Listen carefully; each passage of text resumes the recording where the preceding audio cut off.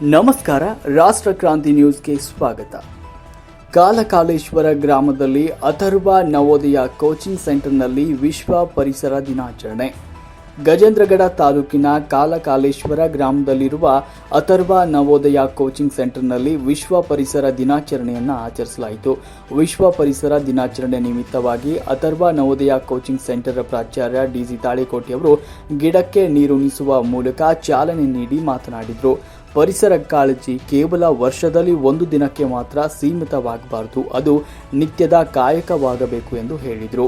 ಈ ಸಂದರ್ಭದಲ್ಲಿ ಗದಗವಾಣಿ ಸಂಪಾದಕ ಮಂಜುನಾಥ್ ರಾಠೋಡ್, ಉಪಸಂಪಾದಕ ಅಲ್ಲಾಬಕ್ಷ್ ನದಾಫ್, ರೈತ ಸಂಘದ ಮುಖಂಡ ಮಾರುತಿ ಭೋಸ್ಲೆ, ವೀರೇಶ್ ರಾಠೋಡ್, ಸದ್ದಾಂ ಹುಸೇನ್ ಜಿಗಳೂರು, ಜಗನ್ನಾಥ ಚೌಹಾಣ್, ಈರಣ್ಣ ಸಂಗಳದ್, ಆಂಗ್ಲ ಶಿಕ್ಷಕ ಎಡ್ವರ್ಡ್, ಲಿಂಗರಾಜ್ ತಳಿಹಾಳ್, ಮಂಜುನಾಥ್ ದೊಡ್ಡಮನಿ, ವೆಂಕಟೇಶ್ ಹಿರೇಮನಿ, ರವಿ ನಿಡಗುಂದಿ, ಮಹಾದೇವಪ್ಪ ವ್ಯಾಪಾರಿ, ಕಿರಣ್ ರಾಠೋಡ್ ಸೇರಿದಂತೆ ಇತರರು ಈ ಸಂದರ್ಭದಲ್ಲಿ ಉಪಸ್ಥಿತರಿದ್ದರು.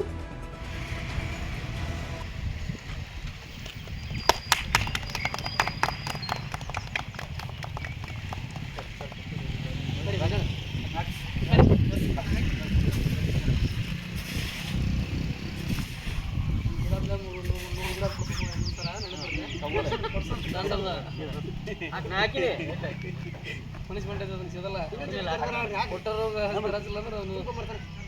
ಅಲ್ಲ ಸರ್ ಇಲ್ಲ ಸರ್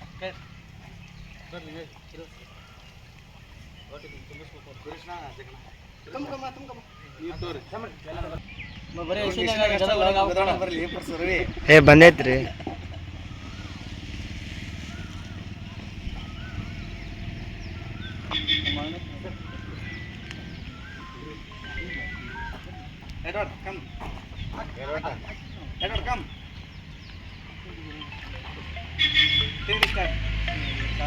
ಈ ಕಡೆ ನೋಡ್ರಿಪ್ಪ, ಈ ಕಡೆ